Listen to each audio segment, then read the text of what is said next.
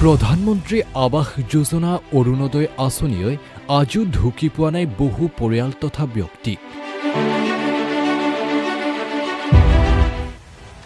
বঙাইগাঁও জিলাৰ মানিকপুৰ গাঁও পঞ্চায়তৰ অন্তৰ্গত মৌখোৱা গাঁৱৰ ৮ নং ৱাৰ্ডৰ দুই অসহায় বাই ভনী নিৰ্যাতন নেছা আৰু আসিফুন বেগম আজিও বঞ্চিত চৰকাৰৰ অভিলাষী আঁচনিৰ পৰা। চৰকাৰে সকলোকে ঘৰ দিছে, কিন্তু আমাৰ এটা বেমাৰী বইনী আৰু মই বিধৱা, আমাক কিন্তু চকু মেলি আমাক নাছে, আমাক ঘৰ দুৱাৰ একো নিদেই।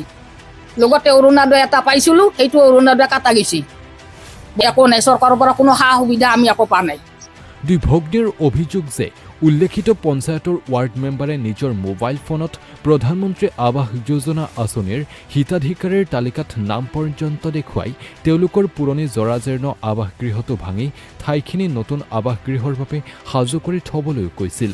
ৱাৰ্ড মেম্বাৰৰ কথা শুনি আৰু তালিকাত নিজৰ নাম দেখি নিজৰ পুৰণি জৰাজীৰ্ণ আৱাসগৃহটো ভাঙি নতুন আৱাসগৃহৰ বাবে অপেক্ষা কৰি ৰৈ থাকিল দুই ভগ্নী। কিন্তু পৰৱৰ্তী সময়ত তেওঁলোকৰ নামত কোনো আৱাসগৃহ অনুমোদন নোহোৱা দেখি ৱাৰ্ড মেম্বাৰৰ পৰা এই বিষয়ে জানিব বিচৰাত পঞ্চায়তৰ সম্পাদকে তালিকাৰ পৰা তেওঁলোকৰ নাম কাটি দিয়া বুলি জনায়। ফলত এতিয়া গৃহহীন হৈ নিজ ভাতৃৰ ঘৰত আশ্ৰয় ল'বলগীয়া হৈছে দুই অসহায় বাই ভনীয়ে। আমি যিখিনি ঠাইত থিয় হৈছোঁ, এইখিনি তলতে আমাৰ ঘৰ আছে, এইখিনি ঘৰটা ভাঙি দিছোঁ। চাইদুল মেম্বাৰে মোবাইলত স্পষ্ট আমাক দেখাইছে, মই নিজৰ চকু দি চাইছোঁ নামটো মোৰ থকা বুলি। এইবাৰ ঘৰ চৰ ভাঙি লঠং ঠঙা হৈ এইবাৰে ক'ত থাকিম, ভাইৰ ঘৰত আশ্ৰয় লৈছোঁ, আমাৰ উপায় নাই।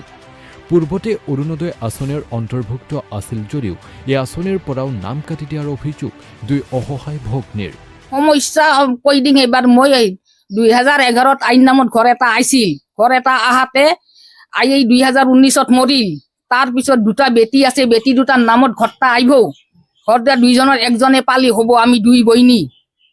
তাৰ কাৰণে চাইদুল মেম্বাৰৰ তাতে চব কাগজ পত্ৰ জমা দিলোঁ। চাইদুল মেম্বাৰে কৈ আছে তোমাৰ ঘৰ আহিছে নানি, এই লিষ্টত তোমাৰ নামটা আছে, স্পষ্ট কৈ দিছে।